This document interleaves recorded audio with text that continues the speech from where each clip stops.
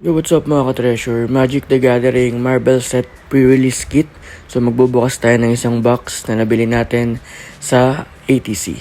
So let's rip it up. Let's G. So ayan, this is for our second box na ng Marvel pre-release kit for Magic the Gathering, and talaga namang napakaganda netong set na to for me. So number one, we are like a fan ng Marvel. Talagang ang ganda ng arts, ang ganda ng cards, and kita mo yung mga Marvel characters na talagang gustong-gusto mo being like a character sa trading card na nilalaro mo. It's a very very big plus points. And at the same time, well, talaga namang naglalaro tayo ng Magic the Gathering and we collect cards. Kaya talagang two birds in one stone tong set na to. Talagang napaka-solid. And this pre-release kit contains good like stuff in it. Aside from the packs, meron din siyang mga cardboard counters and cardboard stuffs. Then sa loob, ayan, kita mo yung box niya, napakaganda. It looks really like premium, and the art, the picture, talagang solid. And it contains like a dice, ayan. And it contains 6 packs, I think, if I can remember it right. And may promo. So yung promo natin dito is, well, ayan, si Sentry. We are hoping for the Mind Stone sana para foil. Pero Sentry is a good card din. Bibigyan mo ng void yung kalaban mo and you can do politics. So, ito pa. Wala naman yan like kwenta. May parang note for the bundle. And hindi natin yan binasa for sure. Tapos na natin yan. Oops. So, ayan. Meron din yan. Sinabi ko yung dice. Maganda yung dice. Pero I think it can be more better. Like, arts and stuff. Pero ito, we have 6 packs. Yan. So hopefully we can get the big chase like the Mind Stone. Yun lang naman talaga yung isang big hit dito sa Play Booster. Pero don't get me wrong, maraming magandang card sa Marvel set.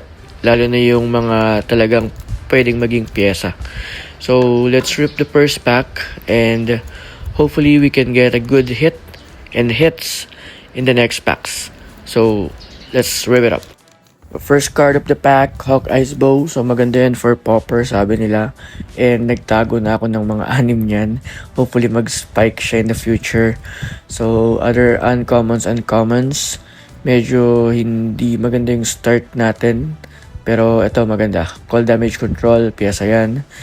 Equipment, Ultron Drone, not that good. Another uncommon. Ito magandang aura. For blue user that loves draw. Dark Deed, ganda ng art. Lupa. Okay, napakaganda niyan, lupa na yan. Lupa yan eh. Then, ang ganda nitong parang, I think, comic format ata tawag nila dyan. Then, Hawksmash ang ating first foil and a top land foil. So, second pack naman natin is this one. Hopefully, maganda na yung makuha natin. Kasi we only have 4 left. So, let's rip this one up. And hopefully, we get the chase. Ayan. Ang hirap niyang alisin. There you go. So first, for the commons and uncommons, not that good. Super Strength, Aura, Vision of Love, and Decoy Ploy, sorry. Frozen in Ice, another artifact, Hawk Smash Instant. Ito, pwede siyang pang pyesa. This one is an artifact vehicle. Another Dark Deed. Dami natin. Titania. Captain Marvel.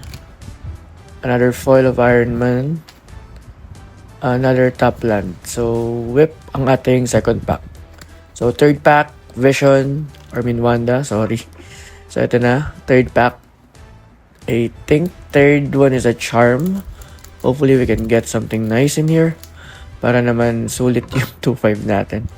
So, ayan. Let's rev it up. Open it. Ayan. Ang hirap na naman buksan. There you go. Ayan na. So, let's pull it up here. Okay. Hirap alis. Wait lang guys. Ang hirap niya tanggalin. Ayan. Oops. Sorry. There you go. Nahawakan ko na siya. And I need to just pop it up. There. First card. Another Frozen in Ice. Another common and uncommon, Ant-Man's Army, not that good. Volcanic Villain, Hydra Infiltration, Enchantment. Another instant. Another creature. Ito ay Flash, not that good. Another not that good.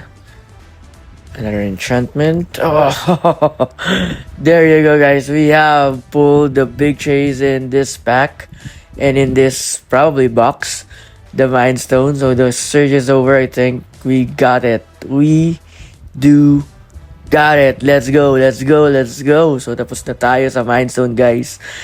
Woo! What a pack! Pero, well, I don't know. Bubuksan pa ba natin itong mga sunod na pack? Nakuha na kasi natin yung hinahanap natin, which is the Mind Stone. So, wala na eh. Bubuksan ko pa ba ito? So, well, sayang naman. Tatlo pa yan. So, let's check. Baka meron pa. Wolverine pack. Sabi nila, you will never go wrong with Wolverine. So, let's check. Pero, well, guys, again, I get the value of the box already. I pull out the chase already, so probably bonus na lang tong tatlong pack. But malay nyo, we can pull something nice as well in this next packs. Pero sige, let's continue. So creatures, another creature not that good. Instant, another land, surveillance room, Oxmash again. Another creature, another duplicate, another enchantment duplicate, and ito bago yung nakita ko lang, Super Adaptoid, and another instant na duplicate, top land, well, okay lang.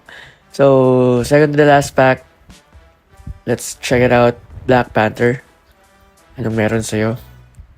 Well, again guys, ulitin ko, bonus na lang tong mga nalitirang pack na kuha na kasi agad natin yung sa Mind Stone. Ang bilis, nakuha natin agad. Pero let's still open it kasi, well, sayang. Diba, binayaran pa rin naman natin to. Pero uncommons, commons, creatures, duplicates. Ayun na yung nakukuha natin. Herbie. Yan, medyo not that good. Ito mataas yung casting cost niya. Pero multiple, may teamwork din siya. Krang or Kang. Pwedeng pyesa. War Machine. Another creature na legendary. Winter Soldier. Ito maganda. World Warhawk. So medyo madami ding naghahanap niyan. Lalo na yung mga green and red user. Kasi ang number 1 ng saga na yan is you can free cast your next red and green spell. So kahit gaano kalaki. Then Ares yan, like ito, pwede mo siya i-cast for free. Diba? So foil ng Ares, not that good pero magandang commander yun, sabi ni Kuya Laudi. And I think maganda nga. Kasi parang babalik-balik lang naman yung mamamatay mong creature. So hindi siya pangit kung tutusin. Then for our last pack, for Wanda, ayan, Web Up, another instant, another copy of Hawkeye's Bow for our 7th copy, and Shield Drone, Army Deployment, something creature, another duplicate sorcery, creature, sorcery, Hex Magic, marami naghahanap niyan, Black Widow, duplicate. So, pwede siyang commander. Another hit. Ultron. Artificial Malevolence. So, mataas din presyo niyan. Mas lalo siguro kung naging foil. Pero, huwag na tayong mag-asam ng sobra. Grabe na tayo sa Mind Stone. This is a very big bonus. So, Human Torch and then Top Land. So, ayun. So, overall, is a very, very, very, very amazing box. Second box, and we get our chase. So, ito yung mga list ng nakuha natin. So, again, the Mind Stone, napaka-solid box, napaka-solid hit. Then, we got 2 copies ng Hawkeye's Bow, foil ng Ares, World War Hawk, tapos yung Ultron Malevolence, ito, Talaga gusto ko to eh. Ang ganda ng art niya. Tignan nyo. Maganda yung art kumpara dun sa regular. And ito, gusto ko yung mga ganyan, yung mga comic design. Nakakuha rin tayo ng Mjolnir sa ating collectors. So, we are worthy kung tutusin. Just kidding. Pero, ayan. So, ito na yung mga sorted na, well, tingin ko okay. Pwede ko siyang gawing pyesa. Damage control si Kang and some other stuff. Then, our, well, legendary creatures. Pwede mo siyang gawing commander. Na commander's format na nilalaro natin. So, ayan. Tinabi ko na. Baka in the future, magamit ko di ba?